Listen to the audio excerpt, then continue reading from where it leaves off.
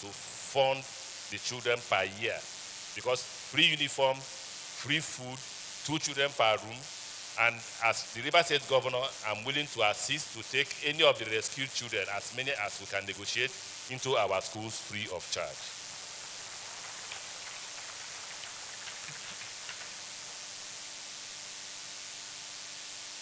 So I said we have 500 of them, for which 300 of them are being furnished now.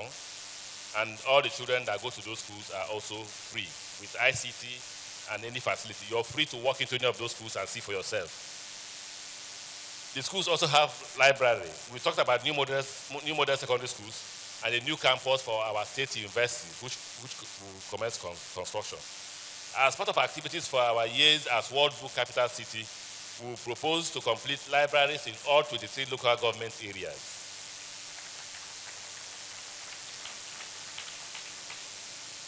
7 new libraries and one Port Harcourt Book Center.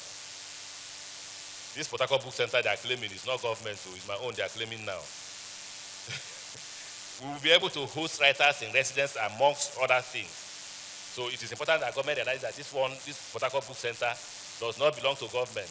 I don't want to leave office and one governor will go there and seize it. It is called Port Harcourt Book Center and it belongs to an NGO. And it will host writers in residence amongst other things. 5 of the 7 libraries that the River State government, now we're back to River State government, 5 of the 7 libraries are currently under construction, I think in Port Harcourt.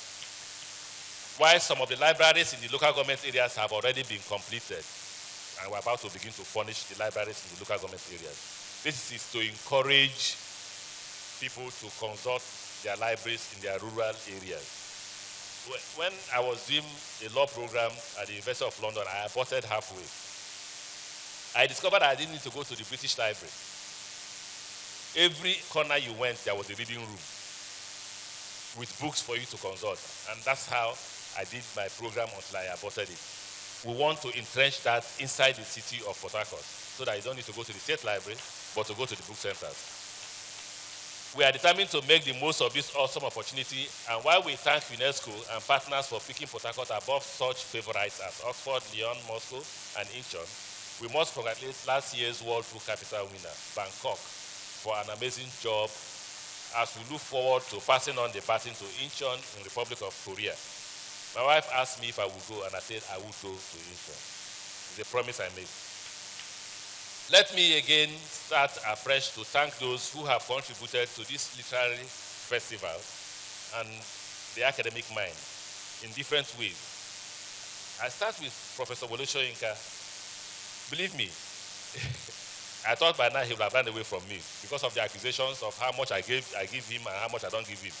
And he would look like, when did this Amaechi give me this money? I even suspected that Professor Wole Soyinka, with his restless mind, that he would suspect that I must have been taking money on his behalf from government and saying that I'm paying him some money. So I'm surprised that he's still with me. And if you fight me without consulting him, he replies to you from America.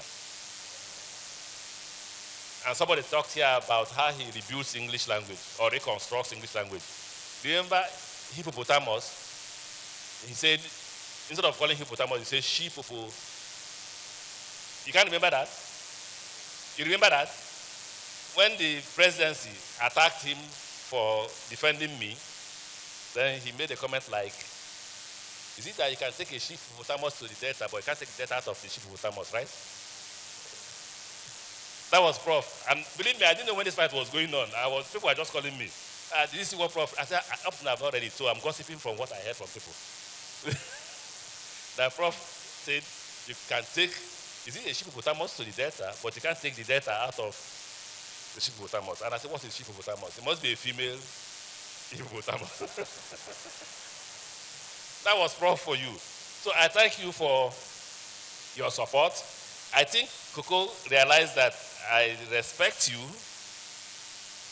I'm a Christian. I hardly revere a person because that I live for God. But I respect you a lot. If you observe, most times when we meet at the airport, I carry your luggage. Because I believe that an academic mind is bigger and greater than a governor. So I carry your luggage because you worked to be a professor. You worked to attain the height of a Nobel laureate. To be a governor, you just belong to the right party and results will be written for you.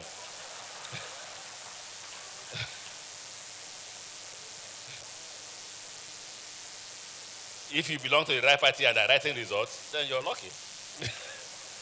Do you need to work hard for that?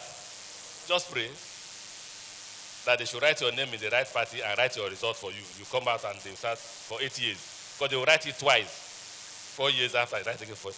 But not with a professor. A professor must burn his candle.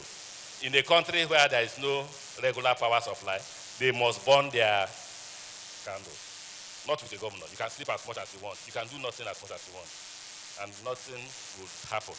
Because in the country where people like you don't come out to protest, then tell me why a governor will not march on with impunity. In a country where the rule of law is not obeyed, tell me why a governor will not march on with impunity. So for me, I thank you for your friendship. The same with Mrs. Obi Ezekwesili. You saw that I hugged her this morning because she's called, and when I saw you this morning, I said, hi, there's a problem between Obi and I, but I will blackmail her emotionally. So when I came, I hugged her. I said, no need to complain. I saw your calls. I wasn't able to return them. Forgive me. And Obi, as usual, have always stood by me. And if there is something I've done that is wrong, she will tell me right away. And she laces it with spiritual blackmail. So you now see that I have two women who blackmail me spiritually. The difference between my wife and Obi is that my wife is always with me, so I'm in trouble. In the case of Obi, I can ignore the phone calls or I may not see them because I'm busy. Then after I will go and see her. And the moment you spend with her, then you'll be sure of the spiritual blackmail I can do with that.